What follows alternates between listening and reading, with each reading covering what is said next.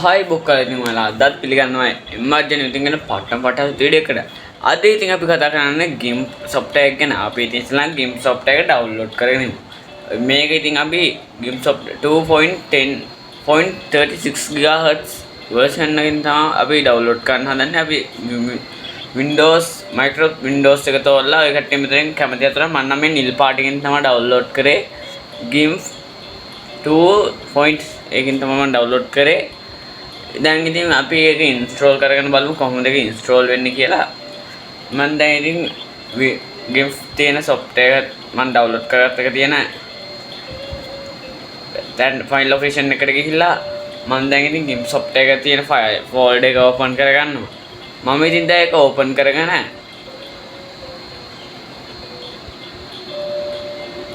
මෙන්න මේ විදිහට ඉතින් මම double click කරලා මේක open කරගෙන okay දෙනවා.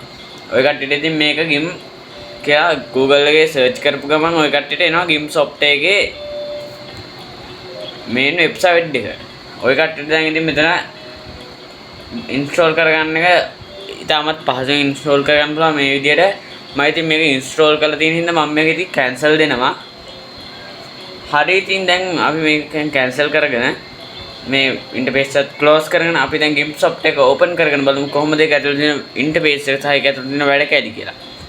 අපි ඉතින් දැන් පොඩි රීෆ්‍රෙෂ් පාරක් දාගෙන යම් බලන්න ඉතින් Gimp software එක ඕපන් කරගන්න. Gimp software එක මම මේ විදිහට ඩබල් ක්ලික් කරලා ඕපන් කරගන්නවා. ඉතින් බොක්කල මේ Gimp software එක ගැන කිව්වොත් Photoshop වගේ software එකක් තමයි මේක ගැන සාමාන්‍යයෙන් මේක Photoshop run කරගන්න බැරි පොඩි PC වලට අපි වගේ පොඩි PC වලට නියමටම ගැලපෙන photo edit software එකක් තමයි මේ Gimp software එක කියන්නේ. මම ඉතින් මේ විදිහට Gimp software එක open කරගන්නවා. ඔය කට්ටියට මේ වගේ තමයි open වෙන්න කලින් බලා ගන්න පුළුවන් වෙන්නේ. හරි ඉතින් මේ තමයි ඉතින් Gimp software එකේ interface එක. ඔය කට්ටිය Gimp software එක open කරගත්තා ඊට පස්සේ මෙන්න විදිහට තමයි ඉතින් Gimp software එක ගැන පේන්නේ.